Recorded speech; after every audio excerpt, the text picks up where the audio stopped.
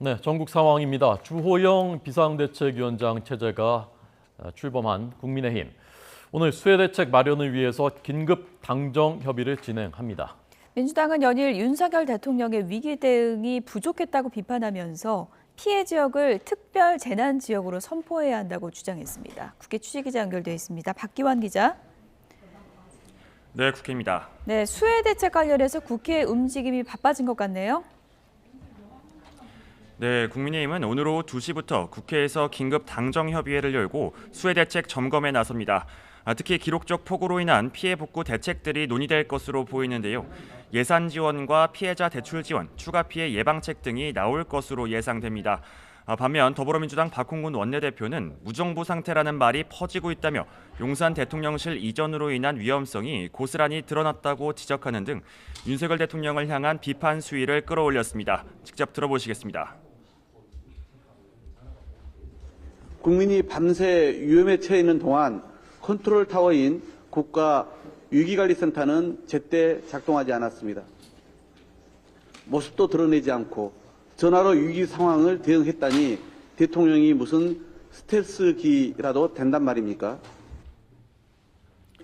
오세훈 서울시장을 겨냥해서도 집중호우에 대비한 소방예산 500억 원을 삭감하고 서울시 안전총괄 국장 자리도 비어 있었다며 날을 세웠습니다. 또 정부는 피해 지역을 특별 재난 지역으로 선포해야 할 것이라고도 주장했습니다. 네, 국민의힘 비상대책위원회가 이제 출범은 합니다만은 이게 언제까지냐, 그리고 당대표는 언제 뽑느냐, 이것이 또 하나의 쟁점이라고 하는데 오늘 주호영 위원장이 여기에 대해서 좀 언급을 했다면서요? 네, 어제 비상대책위원장으로 선출된 주호영 위원장은 오늘 아침 출근길에서 비대위원 인선과 관련해 여러 인사들이 추천이 들어오고 있다면서 가급적 빨리 구성을 마무리하겠다고 밝혔습니다. 특히 조기 전당대회 주장에는 그럴 거면 차라리 선관위를 구성하라면서 사실상 반대 입장을 밝히기도 했습니다. 직접 들어보시겠습니다. 이제 추천도 들어오고 있고 이래서 오늘 내일 그 일에 집중하려고 합니다.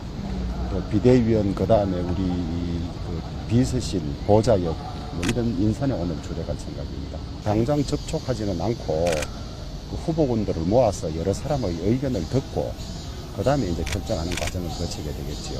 미리 또 접촉하다 보면 확정 안 된 상태에서도 오해가 있을 수 있고 하기 때문에 빠르게 안정화를 시켜야 된다라는 목소리도 있습니다. 그래서 어제 기자회견 얘기 주셨던 거에서 변함이 없으신지. 아니, 그러면 비대위를 할 거 뭐 있어요? 선거관리위원회를 구성해가 하면 되지. 주 위원장은 또 가처분 소송을 통해 법적 대응을 예고한 이준석 대표와 접촉하기 위해 다각도로 노력하고 있다고 밝히기도 했습니다. 네, 민주당 얘기도 좀 해볼까요? 오늘부터 권리당원 온라인 투표가 시작되죠. 네, 그렇습니다. 더불어민주당은 8.28 전당대회를 앞두고 오늘부터 부산과 울산, 경남 지역 권리 당원들을 대상으로 지역별 온라인 ARS 투표를 진행하는데 이번 주말 결과가 발표됩니다. 당대표 후보들의 열띤 토론도 계속되고 있는데요. 어제 부산에 이어 오늘은 대전과 충북에서 당권 주자들이 TV 토론회를 진행합니다.